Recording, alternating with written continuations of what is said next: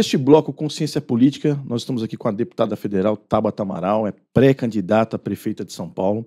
Eu vou fazer um informe primeiro aos nossos policiais da Guarda Civil Metropolitana. Quem deveria estar aqui é o nosso presidente Márcio, mas infelizmente o nosso presidente pegou dengue, né, passou aí um perrengue aí com a dengue, está de cama, né, e não pôde infelizmente estar aqui.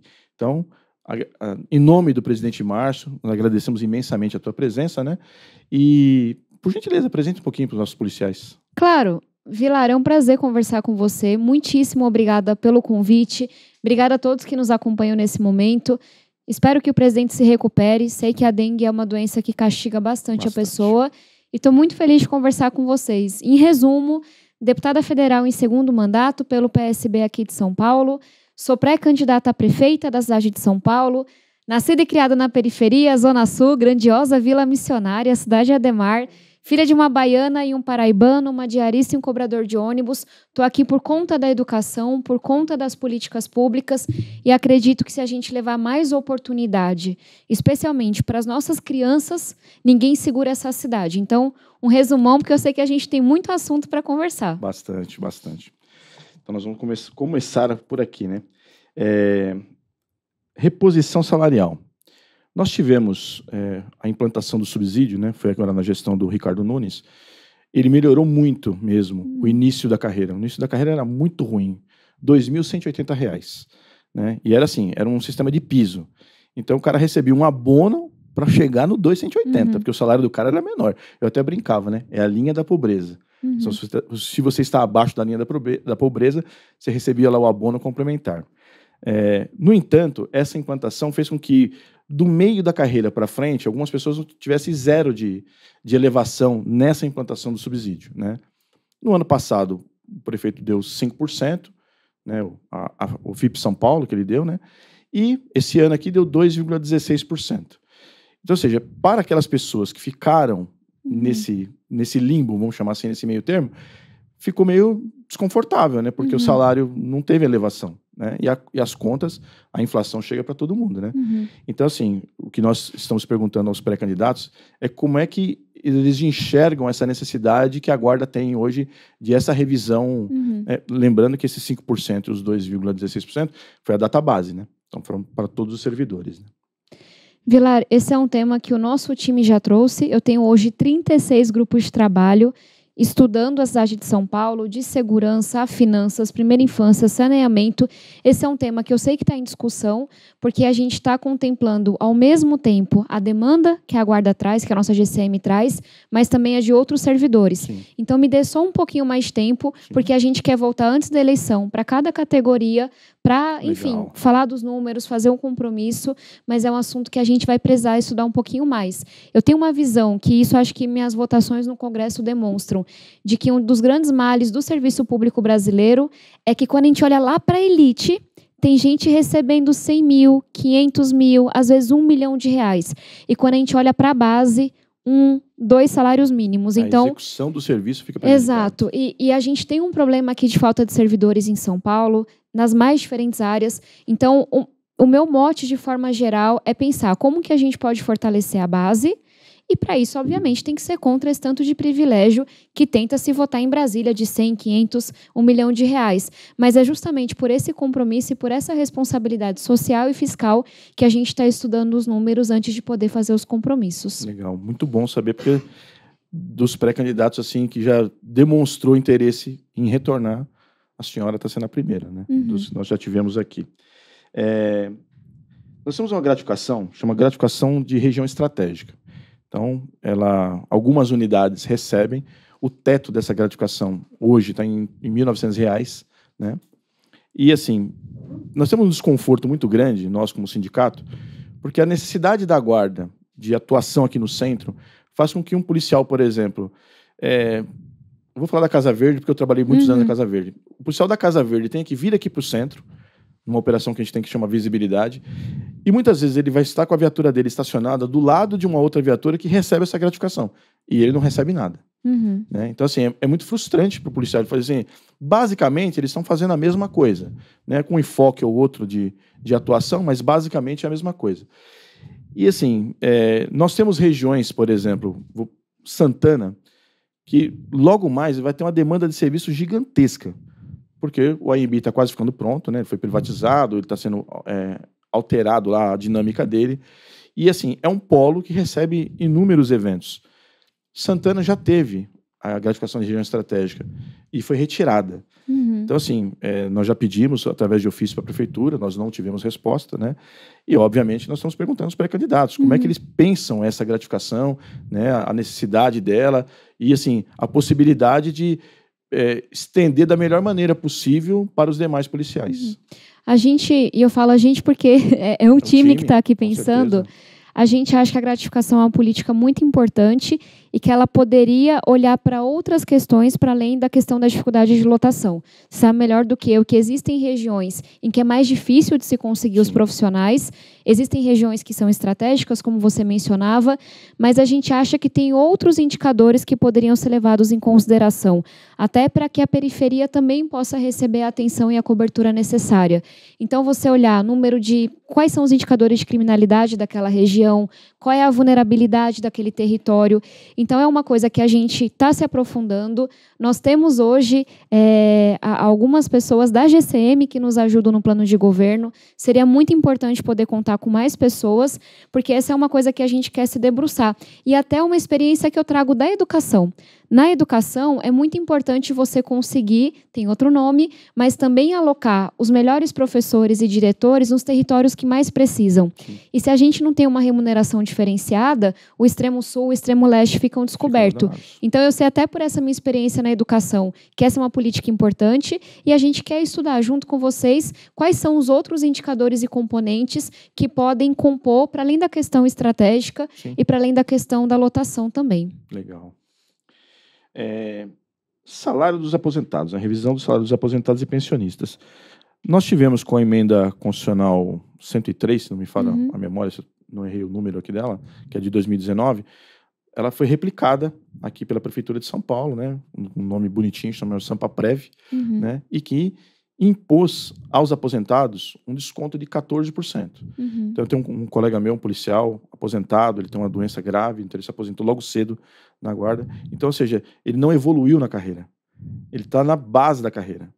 E aí, o salário baixo, que era o 2.180, né, e foi implantado os 14% naquilo que excedia um salário mínimo. Ou seja, se ele já tinha dificuldade para viver com 2.180, era 2.180 menos os 14% acima de um salário mínimo, né? E assim, isso foi terrível para o servidor público, né? Nós tivemos, pelo menos eu vi uma matéria, né, de que o STF, né, tá julgando ações de inconstitucionalidade sobre partes, né, da reforma da Previdência, mas nós vimos também que o governo do Estado revogou esse desconto de 14% para os servidores do Estado. Né? A Prefeitura não fez isso. E acho que a Prefeitura de São Paulo é o ente federado mais abonado, entre aspas, né, se a gente pode falar assim, porque nós tivemos, inclusive, propaganda de que não tem mais dívida. Então, quitou a dívida com o governo federal na negociação que teve lá do Campo de Marte. Né? Então, existe campo para tentar acertar essa questão previdenciária. E aí nós queríamos saber como é que a senhora pensa isso, o que pode ser feito. Eu sei que o assunto aqui não é a prefeitura, as finanças, mas só para te dizer que no ano passado a prefeitura já fechou no vermelho. E vou falar do tema, é outro assunto, mas esse é um azar que a gente deu. Eu sei que o sindicato é suprapartidário, mas o prefeito atual herdou a prefeitura com 35 bilhões de reais em caixa. Esse dinheiro foi usado sem nenhum planejamento, sem nenhuma estratégia, torrou metade do dinheiro que ele tinha em obras sem licitação, sem planejamento, asfalto esfarelando, a gente passa em frente da obra, não tem ninguém trabalhando, não vê a necessidade. Então, só para... É uma coisa paralela, mas que eu venho alertando. São Paulo teve um déficit primário de 8 bilhões de reais no ano passado, e isso está na conta do prefeito, que não planeja, está respondendo a inúmeras denúncias de corrupção e torrou o nosso dinheiro olhando para a questão eleitoral sem deixar nenhum legado. Num contexto em que faltam servidores na cidade, falta gente para fiscalização, São Paulo não tem escolas em tempo integral. Então, enfim, não é o assunto do nosso momento, mas eu só não poderia deixar de falar sobre isso. Em relação aos efeitos da reforma da Previdência, é claro que a gente sempre vai seguir a lei e eu estou acompanhando de perto esse julgamento do STF.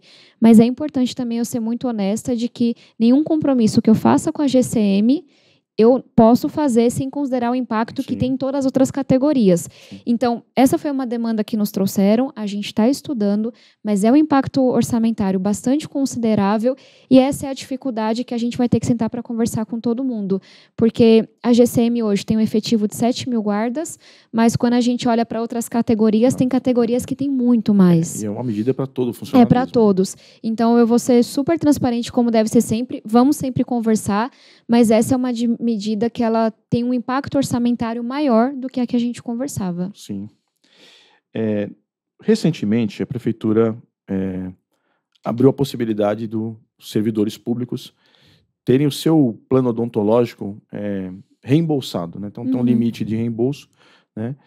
Esse reembolso ele vai ser único e exclusivamente para o servidor, né? E o servidor ativo. Então, você vê, o aposentado já tem o desconto dos 14%. É uma coisa que aconteceu no meio do caminho, né?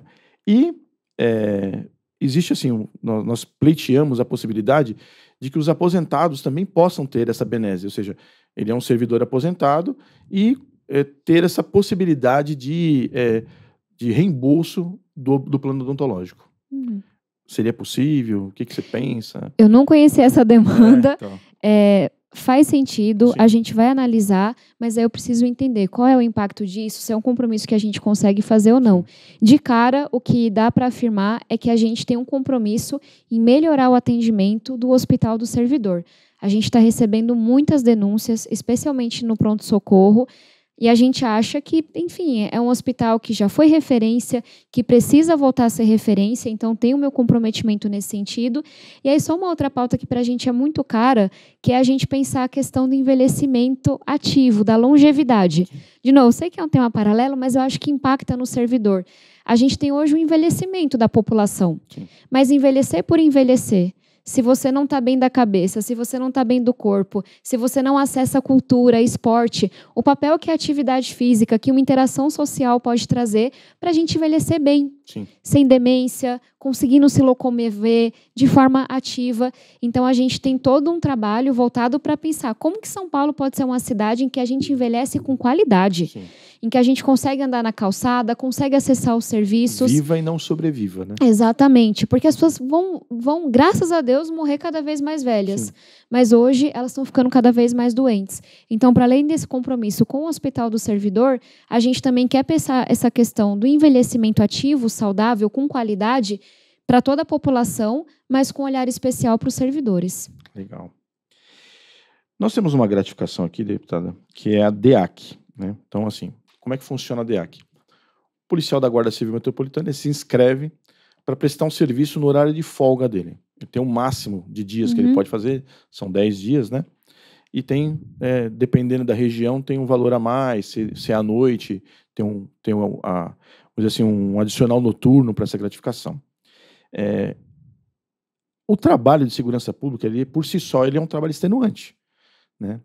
Então, assim, nós já vimos em outras cidades que existe uma possibilidade de fracionar horários. Essa gratificação, ela funciona como uma ferramenta da administração pública. Olha, eu preciso aumentar o efetivo pontualmente, então utiliza esse pessoal de folga. Só que hoje ela era assim, mais ou menos engessada em 8 horas. Mais ou menos não, ela é engessada em 8 horas. Então o policial vem e trabalha 8 horas da sua folga, de 36, né? Ou, no caso daqueles policiais que trabalham de segunda a sexta, que a gente chama de diarista, no final de semana, que ele deveria descansar, mas acaba fazendo essa atividade extra. Trazer isso para umas 6 horas, né? Aí é uma questão também, obviamente, de pensar valor, de impacto, né? Mas acho que é a questão da gente sentar, entender como que esse programa pode ser redimensionado, mas me parece uma demanda justa. E aí, se eu puder só trazer o gancho de 2 pautas, tem uma pauta que me preocupa, imagino que o sindicato esteja se debruçando sobre ela, que é a saúde mental das forças policiais, dos profissionais da segurança pública.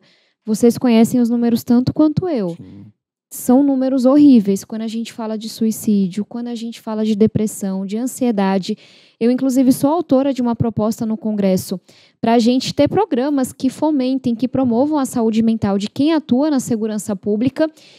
A gente tentou levantar, não encontrou nenhum programa voltado para a GCM. Então, eu só queria fazer essa provocação e esse compromisso. Por quê? Eu sei que os salários estão longe de serem ideais. É um trabalho extremamente estressante. O que é você lidar com uma mulher que acabou de sofrer uma violência doméstica, você está em pé 12 horas no fluxo da Cracolândia, atuar na represa com todos os riscos que existem.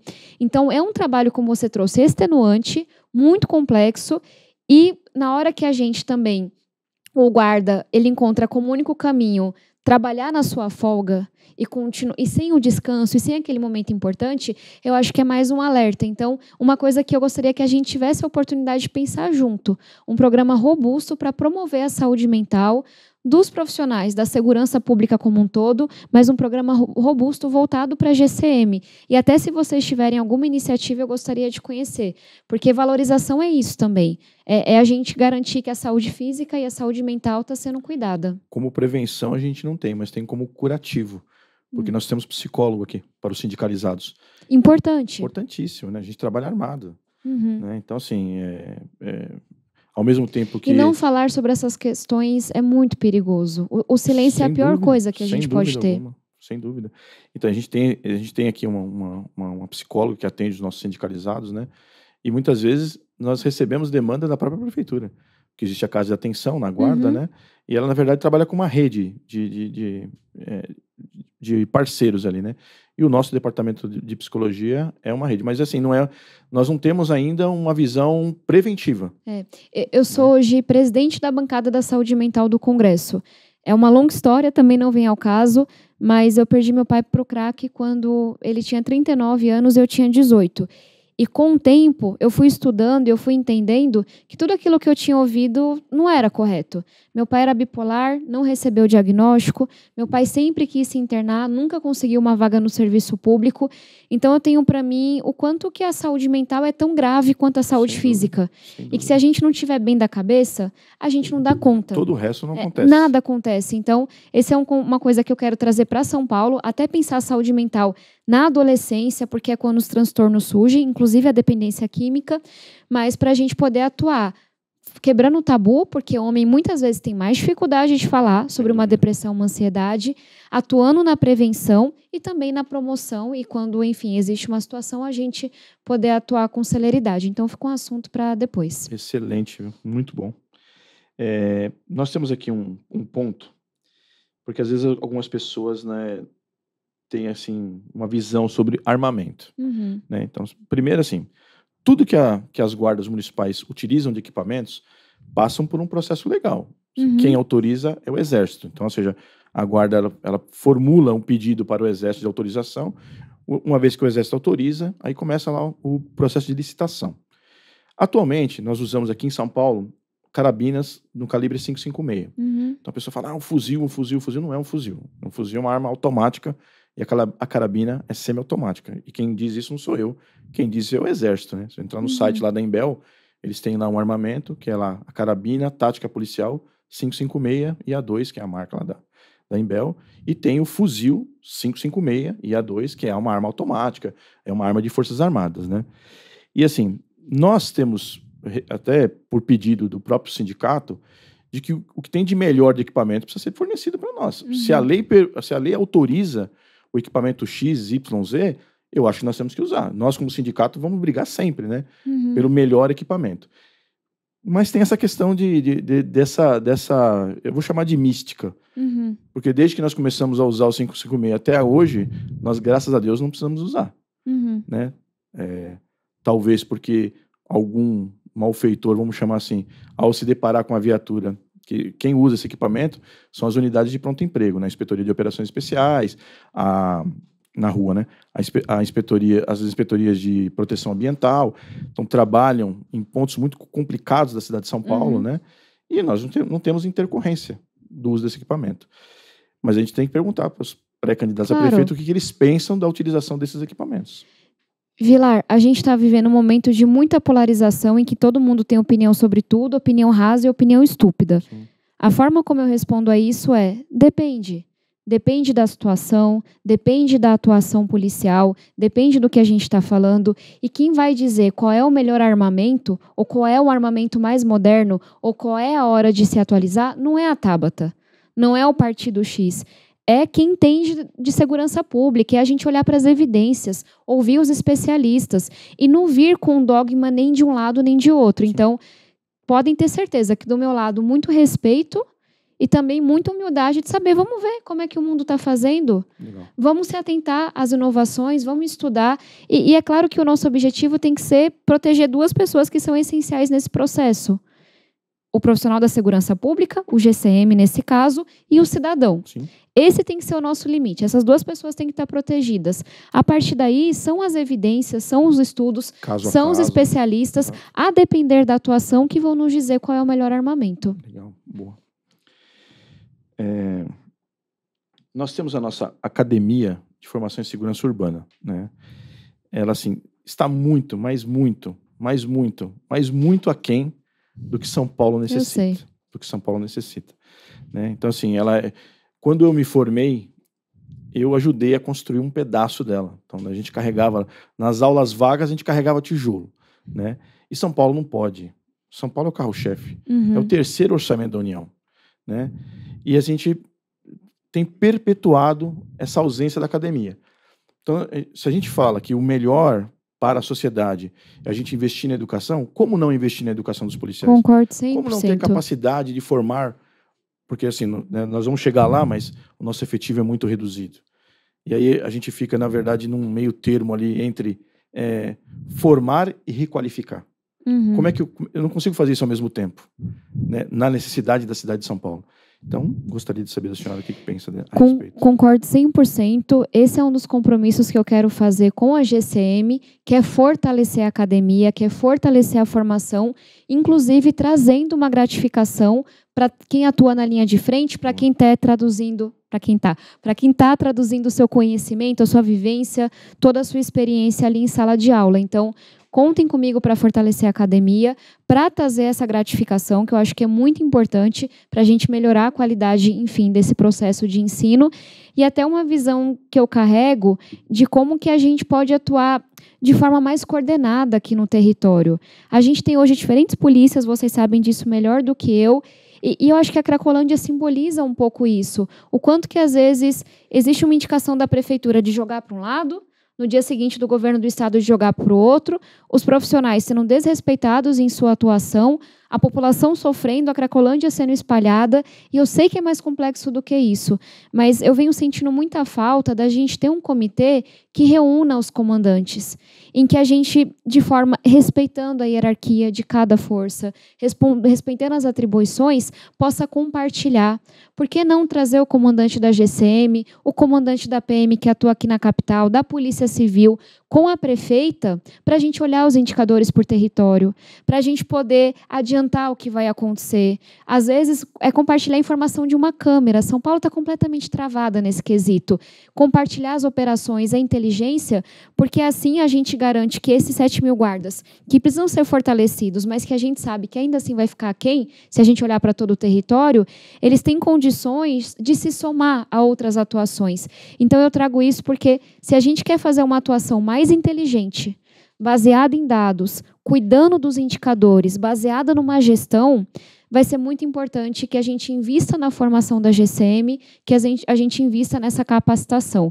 Eu acredito muito que segurança pública é sobre articulação, gestão e inteligência. Sim. Eu acho que essa é uma coisa que a gente pode avançar. Com certeza, com certeza. Nós temos aqui também a criação da Inspetoria de Trânsito, né? A Guarda hoje, né, a Lei 13.022, já previa a atuação da Guarda no trânsito, né, das guardas, melhor dizendo, né, das guardas municipais no trânsito. São Paulo, a partir da Lei 13.022, fez um convênio com a Autoridade de Trânsito Municipal para que os agentes da Guarda fizessem a autuação. É uma ferramenta a mais. Por que isso é necessário? Às vezes o policial está fazendo a ronda escolar. Então, ele estacionou a viatura dele lá na porta da escola. Aí passa uma moto empinando. Passava, né? Porque eles sabiam que nós não tínhamos condição de autuar. Então, assim, só nos restava, naquela situação, o emprego da força, que eu acho que não é o resultado que ninguém quer. O emprego de força ele tem que ser, assim, a última das últimas, né? Se você não conseguiu mais resolver através de outros métodos, seja de orientação, medida administrativa, aí você, obviamente, vai ter que aplicar força, né? Mas quando você alija o agente, da capacidade dele de aplicar, aí eu vou chamar de a força do Estado, né, o poder de organizar a cidade, fica muito complicado. Nós hoje fazemos, só que não vem 1 centavo para a guarda. Então, ou seja, a prefeitura ela tem um convênio com o Estado, né, de manutenção dos batalhões de policiamento de trânsito. Daqueles valores arrecadados, ela destina lá uma porcentagem que é transferida para o Estado para justamente custear a máquina dos batalhões de trânsito, ou seja, a aquisição de viaturas, de uniformes, a manutenção das unidades de trânsito, né? Então, ou seja, é o recurso advindo ali do infrator para fazer com que o trânsito fique melhor para todos. Só que isso não acontece na guarda. Eu até brinco com alguns colegas, falando, nós estamos morrendo de fome com uma dúzia de passar no bolso. Porque a guarda, assim, a gente tem um monte de infratores na cidade de São Paulo, né? É só andar um pouquinho que você vai ver alguém segurando o celular enquanto fala, né? Eu tive o desprazer hoje de ser fechado por um cara na rodovia Fernão Dias, porque ele estava no celular, né? Então, infelizmente, não tinha nenhum policial rodoviário federal ali naquele momento, mas é uma coisa que todo cidadão está sujeito, né? Nós fazemos e não recebemos nada em troca. Desde o início da atuação da guarda no trânsito lá de 2014. Acho que isso já ficou claro. Eu espero, como prefeita, não fazer nada na área de segurança urbana sem estar em diálogo com a guarda. Sim. E da mesma forma, não dá para fazer essa conversa sem Sim. trazer os agentes de trânsito. Então, eu vou responder da seguinte forma. Acho que faz sentido essa conversa acontecer, mas aí a gente vai precisar envolvê-los também. E acho que é um respeito com o servidor que atua e também uma transparência que eu acho que, se a gente vai pelo caminho oposto, é pior do que a situação que a gente tem hoje. E se eu puder ir além, uma ideia que a gente gostaria de ver em prática é a gente trabalhar para, de fato, ter um canal único, em que a gente, de novo, tendo esse comitê gestor, em que as forças de segurança estejam em diálogo constante, em atuação complementar, de fato, e não sem saber o que a outra está fazendo, que a gente também possa distribuir melhor quais são as denúncias, quais são as reclamações que vêm, porque hoje tem muita sobreposição, tem gente fazendo uma coisa que não deveria estar fazendo, e até um desejo que a gente tem, e isso, obviamente, vai ser em diálogo com a GCM, é de como que a gente pode, de fato, priorizar o que o guarda, quem está na ponta, atuou. Então, por exemplo, a gente tem hoje uma cidade com inúmeras irregularidades. Descarte ilegal de lixo, às vezes um contrato de iluminação que não está funcionando, o poste está queimado, uma questão de ruído que é muito forte aqui em São Paulo. Bastante. Se enfraqueceu a estrutura de fiscalização da cidade. Então, uma coisa que a gente queria colocar na mesa para conversa é, por que não? Pode ser um aplicativo, pode ser o mesmo canal, em que se o GCM fizer um apontamento, tem uma coisa errada acontecendo aqui, a prefeitura trate isso como prioridade. Porque são os olhos da prefeitura na rua. Não dá para entrar no fluxo geral, ser ignorado, especialmente se houver também essa formação para ser o olhar da prefeitura na rua. Então, são duas coisas que a gente quer trabalhar. Pensar um canal único, em que a gente tira essa sobreposição e confusão que existe de canais, mas também dá essa celeridade. Olha, se um GCM que está na rua apontou essas 5 questões aqui, a gente sabe que zeladoria impacta a segurança. Sem dúvida. O mato alto, o poste queimado, o descarte irregular de lixo, o matagal, tudo isso traz insegurança. Então, justamente porque vai ter essa visão, o que for trazido pelo agente de segurança que está na ponta vai ser priorizado para ser resolvido com urgência. Então, são 2 ideias que eu gostaria de convidar vocês para a gente poder aprofundar. Que bom. E aqui a gente vai para a nossa última pergunta, né? Essa aqui é complicada. Então, a pergunta é: a utilização de policiais militares no âmbito do gerenciamento da Secretaria Municipal de Segurança Urbana. Nós tivemos algumas não, né? Quase todas as passagens por policiais militares aqui, seja como comandante-geral da Guarda, na época que era permitido, antes da Lei 3.022, ou como secretário ou coordenador municipal de segurança urbana, assim, não tem outro termo para usar, é desastrosa. Foram desastrosas, né? Nós temos aqui um fato que é icônico, né? Nós temos a nossa divisão ambiental, a senhora já bem colocou aqui, e nós estávamos sem barco, né? Os barcos estavam todos quebrados. E aí, o Departamento de Compras da Secretaria Municipal de Segurança Urbana fez uma aquisição para o Corpo de Bombeiros, através do convênio que tem, né, da cidade de São Paulo com o Estado, para manutenção e aquisições para o Corpo de Bombeiros. Só que o departamento de compras que efetuou a compra foi o da Secretaria Municipal de Segurança Urbana. Então comprou um bote lá perfeitinho para os bombeiros. A gestão era de um policial militar. e para nós, pasme, comprou um barco sem motor. Aí a gente até brinca, né, no nosso ex-presidente Evandro, né, falava assim, olha, nem remo tinha para o guarda. Veio só o bote de borracha. Né? Ele vai até brincar, era uma jangada aquilo. Isso é uma marca daquilo que nós passamos ao longo do tempo. Aí, na campanha passada, nós também colocamos isso para os pré-candidatos, até o prefeito Bruno Covas, que foi eleito, graças a Deus, né, entre aspas, nos atendeu, né, e nós não tivemos, né, policial militar na secretaria. Nós evoluímos bastante, porque algumas coisas que, em outras gestões, por exemplo, o vereador fazia uma emenda para uma compra de pistola, nossas armas eram revólveres. Houve aquisição de outros equipamentos, mas não da pistola. Né? Então, a gente tinha necessidade desse equipamento, porque é um equipamento moderno, um equipamento que traz maior segurança, ele tem a questão também de dissuasão, então, quando você olha um policial bem equipado, né, se uma pessoa vai pretender fazer alguma prática criminal, viu o policial equipado, ele fala, aqui não vai dar. Agora, se ele olha o policial lá, não tem colete, tá lá com o cinto mulambento lá, tá com uma arma que ele olha na cintura e fala assim, isso aqui parece de brinquedo. Aquilo estimula uma ação contra o policial ou contra a ordem urbana naquele local. Então a gente tem isso assim muito gravado na mente, principalmente nos policiais mais antigos, né, dessa dificuldade que nós tivemos. E nós perguntamos aos pré-candidatos o que eles pensam de ter policiais militares na Secretaria Municipal de Segurança Urbana. Perfeito.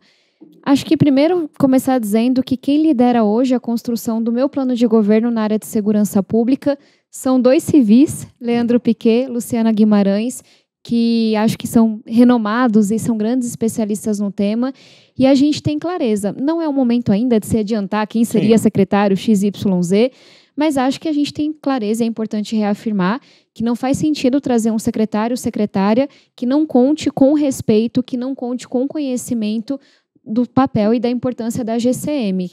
Então, não seria inteligente da minha parte dizer esse sim, esse não, etc. e tal, que a gente está no momento de pré-campanha. Pessoa concorda mas não tenho dúvidas que a gente vai buscar alguém com competência, com experiência e, sobretudo, que conheça de fato do tema e tenha o respeito das diferentes forças policiais, mas especialmente conte com respeito da GCM, porque, de novo, é central para isso que a gente quer fazer.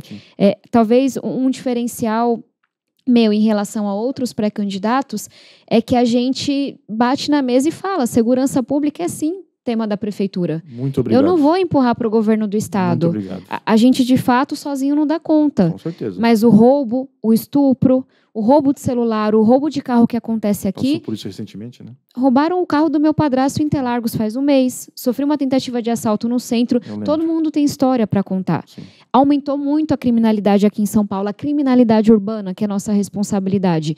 Então, sozinho a gente consegue, não. Mas eu vou ser a prefeita que vai olhar para esses indicadores, que vai chamar todo mundo e que vai trabalhar para que a gente tenha as condições para endereçar esses problemas. De novo, achando que a gente sozinho dá conta, não. A gente vai trabalhar com o comandante da PM, vai trabalhar com o comandante da Polícia Civil e com o comandante da GCM e com os subprefeitos. Mas a gente tem a visão que a pauta de segurança pública ela tem que ter um espaço maior no orçamento da cidade, ela tem que ser priorizada na agenda da prefeita, tem que ter, no mínimo, uma reunião por mês que reúna esses atores e que se desdobre no território. A gente vai olhar para o todo, mas por subprefeitura, a gente tem que se aprofundar nos dados. A gente deve isso à população. E entender que segurança pública, isso é o imediato, mas não termina aí. É o que eu falava da zeladoria. Se a gente não cuida da cidade, aumenta a insegurança. Tudo que eu venho defendendo tem que ter escola em tempo integral. Tem que ampliar os equipamentos de cultura e esporte. Tem que abrir a escola à noite e final de semana. Isso traz segurança para as comunidades. E para fazer isso, a gente vai precisar contar com os nossos GCMs também. E, de novo, você sabe que eu sou bem certinha com esse negócio de dinheiro e compromisso, que a gente tem que ter palavra. Mas um compromisso que eu faço é chamar os 800 que já estão aí na fila do concurso, porque não dá para, de novo, ter essa vida que a gente quer ter, especialmente nas periferias, com educação, cultura e esporte, se a gente não fortalecer o nosso serviço público. Que bom. Chegamos aqui ao final das nossas perguntas, né? E eu queria aproveitar esse momento, te deixar à vontade para falar com os nossos policiais, o que você espera deles e o que você espera fazer por eles. Porque acho que o caminho é esse mesmo, né? Perfeito. Olho para ali? Fica à vontade. Tá bom. Primeiro, Vilar, reconhecer o papel que a GCM teve agora na tragédia do Rio Grande do Sul.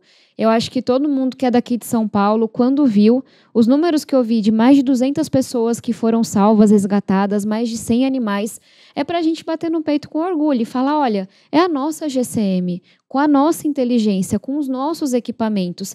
Então, eu sei que não foi a primeira vez que a GCM fez isso, mas eu quero dizer que, enquanto paulistana, nascida e criada e moradora daqui, eu fiquei muito orgulhosa.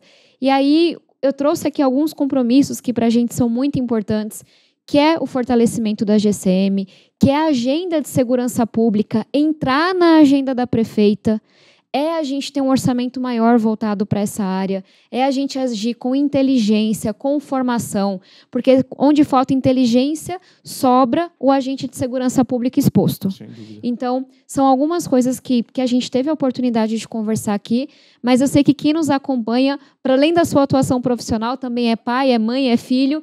Então, só dizer que o porquê de eu estar aqui, porque eu acho que isso importa. Eu estou aqui porque a educação fez um milagre na minha vida. Eu não era nem para ter terminado ensino médio. Meus pais não puderam estudar, comecei a trabalhar muito nova, cresci em uma ocupação no extremo sul de São Paulo. Se eu estou aqui hoje é porque eu tive uma oportunidade na educação, que começou com uma professora de matemática na escola pública. E é por isso que eu estou aqui hoje, para retribuir as oportunidades que a vida, que Deus me deram, para juntar essas duas cidades. Eu só vim ouvir falar de vestibular, Paulista e Ibirapuera quando eu ganhei bolsa numa escola particular. A gente tem uma São Paulo que tem show, vestibular, restaurante, não sei o quê, mas tem outra que o povo está sem saneamento básico, ficando 4 horas no transporte público. Então, eu queria falar também com os cidadãos que estão nos acompanhando. São Paulo só existe porque as melhores pessoas do Brasil, pode falar as melhores, mas as pessoas mais garrudas, talvez, do Brasil e do mundo todo vieram para cá. Para sonhar, para trabalhar. Se não fosse meu pai sair de onde saiu, minha mãe sair de onde saiu, eu não estava aqui. E acho que a gente deixou de sonhar enquanto cidade. A gente acha normal não poder usar o celular na rua. A gente acha normal ficar 4 horas no ônibus. A gente acha normal as crianças não aprenderem a ler e escrever. A gente acha normal São Paulo não ser mais referência em nada. Então, eu queria trazer esse chacoalhão. A gente pode muito mais. É a maior cidade da América do Sul, uma das cidades mais ricas do mundo. E a gente vai poder muito mais na medida que a gente dê mais oportunidade para as nossas crianças, para os nossos jovens, na medida que a gente destrave o trânsito, traga segurança, invista na educação, na cultura, no esporte. Então, eu queria fazer esse chamado porque a gente é muitas coisas. E acho que está faltando a gente lembrar o porquê de São Paulo. São Paulo sempre foi terra de gente trabalhadora e sonhadora. Por que é que agora a gente está se contentando com tão pouco? Então, deixo essa mensagem porque eu sou muito otimista.